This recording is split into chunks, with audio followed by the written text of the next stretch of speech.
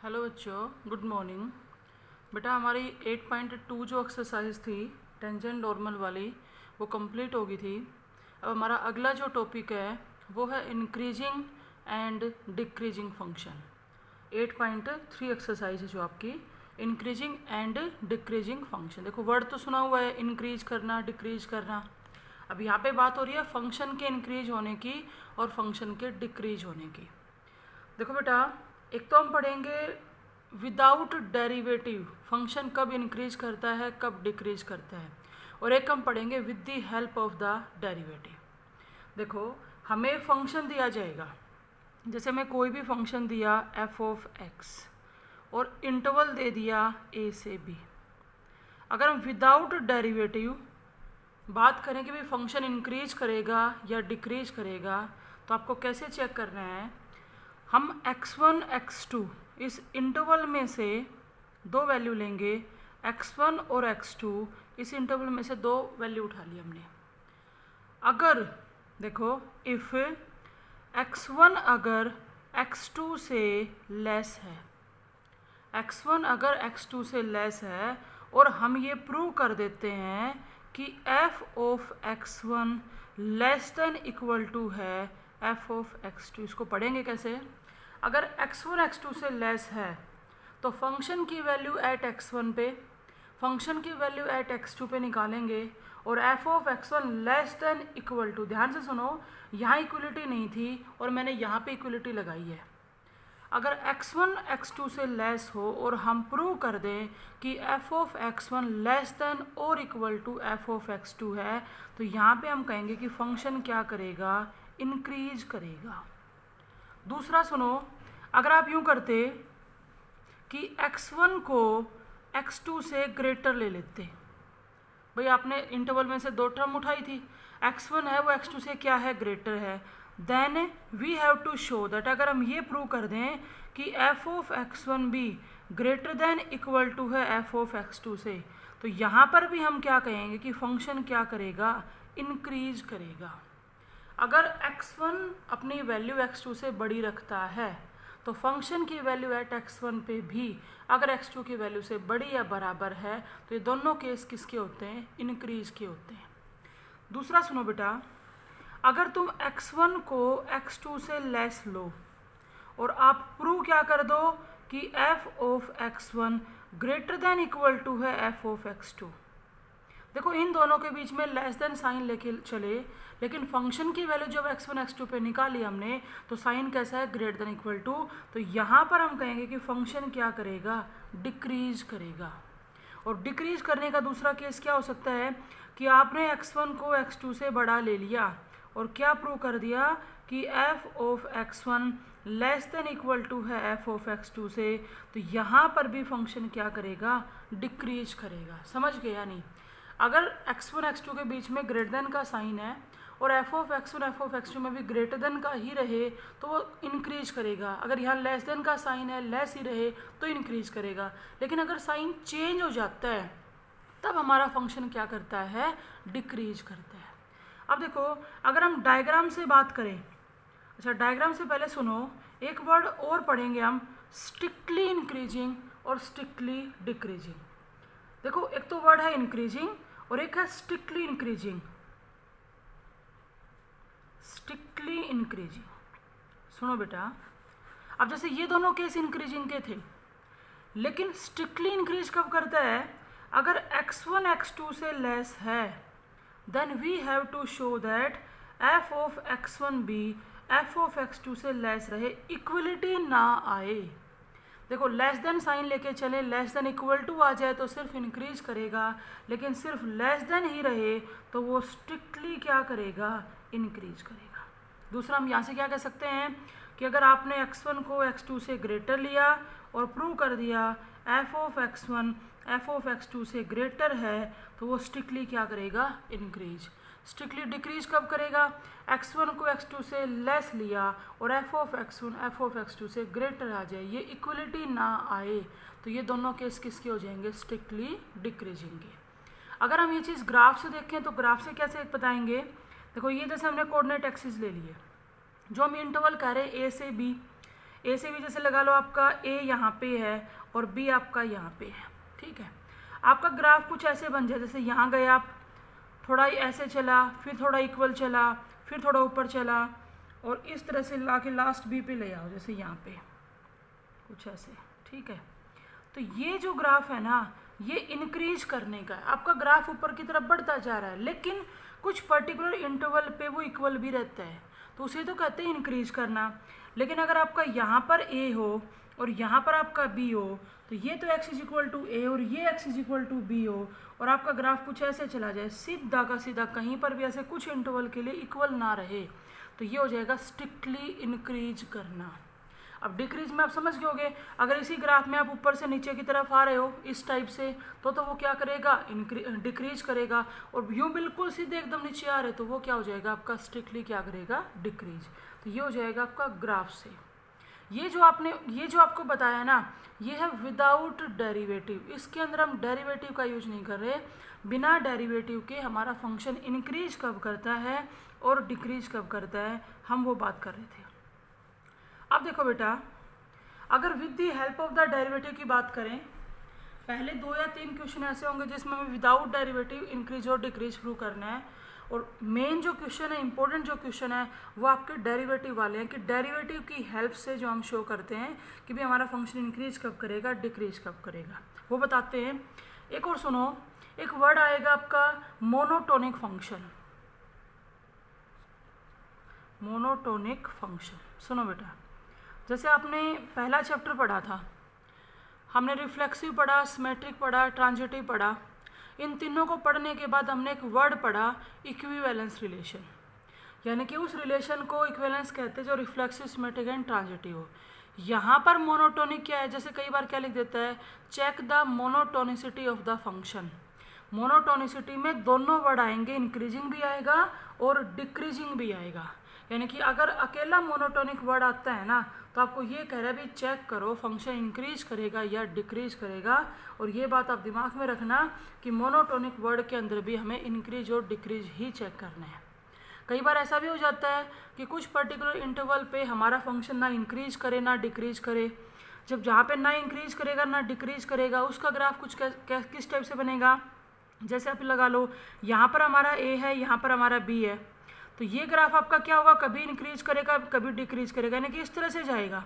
तो ना तो ये आपका इंक्रीज कर रहा है ना ये आपका डिक्रीज कर रहा है, तो हम क्या कहेंगे कि यहाँ जो ए बी इंटरवल है उसमें हमारा फंक्शन नाइदर इंक्रीजिंग नोर डिक्रीजिंग, ठीक है। अब सुनो, पहले हम वो क्वेश्चन कर लेते हैं जो विदाउट डेरिवेटिव इंक्रीजिंग और डिक्रीजिंग शो करने के हैं। डेरिवेटिव की हेल्प से इंक्रीजिंग डिक्रीजिंग शो करने वाले आएंगे ना, तब आपको डेरिवेटिव वाला मेथड बता देंगे। देखो बेटा, एक्सरसाइज के अंदर आपका जो फर्स्ट क्वेश्चन है ना, उसमें क्लियरली लिख रखा है उसने, विदाउट यूजिंग डेरिवेटिव। डेरिवेटिव का यूज नहीं करना और फंक्शन को इंक्रीज, स्ट्रिक्टली इंक्रीज, डिक्रीज या स्ट्रिक्टली डिक्रीज हमें शो करना है। इसके अलावा किसी भी क्वेश्चन में नहीं लिख रहा। बाकी हमारे लिए डेरिवेटिव वाला मेथड ज़्यादा आसान रहता है। अगर वो लिख देता है विदाउट डेरिवेटिव, तब तो हमें करना ही पड़ेगा बिना डेरिवेटिव के। बाकी हम सारे क्वेश्चन किसे करेंगे, डेरिवेटिव की हेल्प से। सुनो बेटा, यूँ कहता है F of x A x plus में बी है। ए के ऊपर कंडीशन दे दी, ए 0 से बड़ा है। क्या कह रहा है कि शो करो ये जो फंक्शन है ये स्ट्रिक्टली इंक्रीज करेगा। ये जो फंक्शन है ये स्ट्रिक्टली इंक्रीज करेगा for all real values of x. X के ऊपर कोई बाउंडेशन नहीं है, बाउंडेशन सिर्फ ए के ऊपर है कि ए 0 से क्या होना चाहिए, बड़ा। यानी कि भी ए की वैल्यू -2 -3 इस तरह से नहीं हो सकती, ठीक है। अभी जो मैंने पीछे बताया था वो आपके माइंड में रहना चाहिए कि हमें स्ट्रिक्टली इंक्रीजिंग के लिए क्या दिखाना है। सुनो बेटा, सॉल्यूशन शुरू करते हैं। सबसे पहले तो अगर हम इंटरवल की बात करें तो इंटरवल हमारे पास सेट ऑफ रियल नंबर है। इसने क्या कह दिया, for all real values of x. कोई बाउंडेशन नहीं है, आप कोई भी रियल नंबर उठा सकते हो। सुनो, लेट कर रहे हैं हम x1 x2 belongs to set of real number. हमने अपनी तरफ से 2 रियल नंबर उठा लिए। मुझे ये बताओ बेटा, अगर मैं x1 को x2 से लेस लेके चलूँ, अपनी मर्जी से x1 को x2 से लेस लेके चलूँ और f ऑफ x1 को f ऑफ x2 से लेस दिखा दें तो यूँ बताओ हम ये कहेंगे कि नहीं कहेंगे कि फंक्शन स्ट्रिक्टली इंक्रीज करेगा। देखो यहाँ इक्वलिटी नहीं आनी चाहिए एक तो, दूसरा आपके ऊपर कोई बाउंडेशन नहीं है। आप इस मेथड से भी कर सकते हो कि आप x1 को x2 से ग्रेटर लेके चल पड़ो और f ऑफ x1 को f ऑफ x2 से ग्रेटर दिखा दो, तो इसमें भी हम क्या कहेंगे, स्ट्रिक्टली क्या करेगा, इंक्रीज। अगर साइन बदलता है, हम अपनी मर्जी से नहीं बदलेंगे, वो फंक्शन के ऊपर डिपेंड करेगा। अगर साइन बदलता है तो फिर वो क्या करेगा, डिक्रीज करेगा। देखो बेटा, हमने दो रियल नंबर उठा लिए और ये चीज़ भी मैं अज्यूम कर रही हूँ, लेट कर लिया कि x1 जो रियल नंबर है ना वो x2 से छोटा है। आप चाहे ग्रेटर वाले से करो बेटा, एक ही बात रहेगी। अब आपने जैसे ही x1 लेस देन x2 लिखा ना, तो आपके माइंड में क्या आ गया कि हम f ऑफ x1 को f ऑफ x2 से लेस दिखा देते हैं, फंक्शन क्या करेगा, स्ट्रिक्टली इंक्रीज करेगा। ठीक है, अब आपको f of x1 less then f of x2 दिखाने के लिए लेफ्ट साइड में यही तो बनाना पड़ेगा, ax1 प्लस में b less than ax2 plus में b। क्यों? क्योंकि अगर f of x ax plus में b है तो f ऑफ x1 कब मिलेगा, जब x की जगह क्या रखोगे, x1। समझ गया है नहीं? तो इनइक्वलिटी में हम सोल्व कर रहे हैं, आपको ध्यान तो रखना ही है। देखो बेटा, अगर x1 x2 से लेस है, मैंने दोनों साइड a से मल्टीप्लाई कर दी तो ax1 लेस देन ax2 आएगा। सोच समझ के, अगर a के ऊपर ये कंडीशन नहीं होती ना, a ग्रेटर देन 0, तो हम ऐसे मल्टीप्लाई नहीं कर सकते, क्योंकि अगर a नेगेटिव होता, जैसे 2 अगर 5 से लेस है, होता है, आप एक तो दोनों साइड किसी पॉजिटिव नंबर से मल्टीप्लाई करो, जैसे मैंने दोनों साइड 3 से मल्टीप्लाई कर दिया, कोई प्रॉब्लम नहीं है। 6 भी लेस होता है 15 से, लेकिन अगर आप दोनों साइड किसी नेगेटिव नंबर से मल्टीप्लाई करते तो फिर ये गलत हो जाएगा। -6 -15 से लेस नहीं होता, इसलिए जो आप a उठा रहे हो ना, उसके ऊपर स्टेटमेंट के अंदर ही कंडीशन है कि a नेगेटिव ले ही नहीं सकते। अगर आप नेगेटिव लेते तो ये इनइक्वलिटी आपको बदलनी पड़ेगी, क्योंकि -6 तो -15 से क्या होता है, ग्रेटर होता है। ठीक है, अब हमें कोई दिक्कत नहीं है, हमने दोनों साइड a से मल्टीप्लाई कर दी।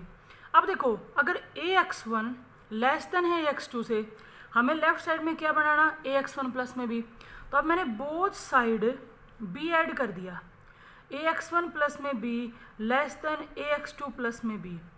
भाई अगर 2 अगर 5 से लेस है तो मैं दोनों साइड सेम टर्म अगर ऐड करती हूँ तो भी इक्वलिटी सेम रहेगी। अगर आपने यहाँ भी 3 ऐड किया तो कितना बन गया 5, और यहाँ भी 3 ऐड किया तो कितना बन गया 8, तो कोई दिक्कत नहीं है। 5 लेस होता है किससे, 8 से। समझ गया नहीं?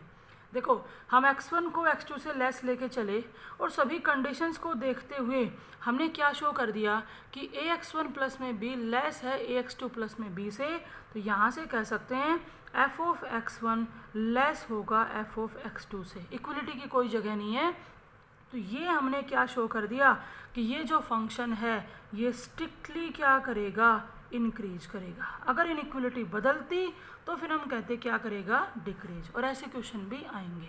ठीक है बेटा, विदाउट डेरिवेटिव, हमने डेरिवेटिव का कहीं कोई यूज नहीं किया। अब देखो इसका second part, f of x x square है, कहता है स्ट्रिक्टली इंक्रीजिंग। इंटरवल क्या दिया, सेमी क्लोज्ड, सेमी ओपन, 0 से इन्फिनिटी। इस फंक्शन को स्ट्रिक्टली इंक्रीजिंग शो करना है इस इंटरवल पे।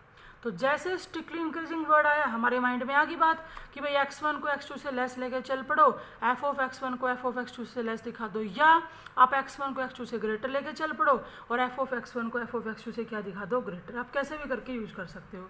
सुनो बेटा, सॉल्यूशन कर रहे हैं। सबसे पहले तो हम क्या करेंगे, हमने लेट कर लिया, इसके दिए हुए इंटरवल में से 2 नंबर उठा लिए, x1 और x2। उन x1 और x2 की खास बात क्या है कि 0 या 0 से बड़े हैं और इन्फिनिटी से क्या है, लेस है। साथ के साथ हमने ये भी मान लिया, लेट कर लिया कि x1 लेस है x2 से। बेटा कोई जरूरी नहीं कि हर क्वेश्चन को आप लेस से करो, आप ग्रेटर से कर लेना चाहिए। ठीक है, अब देखो आपके माइंड में क्या चल रहा है कि f ऑफ x1 को f ऑफ x2 से लेस दिखाना है, f ऑफ x1 को f ऑफ x2 से लेस दिखाना है। और ये नंबर कैसे हैं, पॉजिटिव। देखो बेटा जैसे हम यूँ कहीं भी 2 लेस है 5 से, ठीक है, हम दोनों साइड स्क्वायर कर देंगे तो 2 का स्क्वायर 4 और 5 का स्क्वायर क्या आएगा, 25। बिल्कुल 4 भी लेस होता है किससे, 25 से। अगर बात नेगेटिव नंबर्स की होती है, जैसे -6 है, वो लेस होता है -3 से। लेकिन अगर हम इसमें दोनों साइड स्क्वायर करेंगे तो 36 तो 9 से लेस नहीं होता। लेकिन देखो नेगेटिव वाली अगर बात करें तो नेगेटिव नंबर हम यहाँ से उठा ही नहीं सकते, समझ गए या नहीं।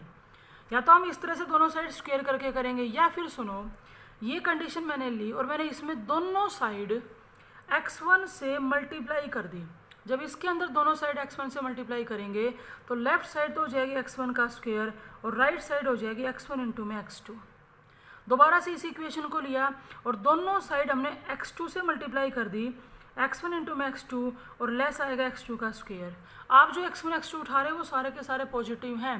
नेगेटिव नंबर से तो अगर हम मल्टीप्लाई करते हैं तो हमें सोच समझ के करना पड़ेगा, वहाँ पर इनइक्वलिटी बदलनी पड़ेगी। अब ये बताओ, इन दोनों इक्वेशन से जैसे हम यूँ कहें कि 2 लेस है 5 से और 5 लेस है 9 से, तो हम ये कह सकते हैं ना कि 2 लेस हो जाएगा 9 से। तो यहाँ पे x1 का स्क्वायर लेस है x1 इंटू x2 से और x1 इंटू x2 लेस है x2 के स्क्वायर से। तो डायरेक्ट हम क्या लिख सकते हैं, x1 का स्क्वायर लेस होगा x2 के स्क्वायर से, और x1 का स्क्वायर यानी कि वो तो क्या है, f ऑफ x1 है, और x2 का स्क्वायर यानी कि वो क्या है, f ऑफ x2 है। तो x1 को x2 से लेस लेके चले और f ऑफ x1 को f ऑफ x2 से लेस दिखा दिया, तो हमने शो कर दिया कि फंक्शन स्ट्रिक्टली क्या करेगा, इंक्रीज करेगा। फिर देखो बेटा इसका थर्ड पार्ट, ये सुनना आप ध्यान से। f ऑफ x 2 माइनस में 3x है और बेटा इंटरवल दे रखा है set of real number capital R। यूँ कहता है इसको शो करो कि ये स्ट्रिक्टली क्या करेगा, डिक्रीज करेगा।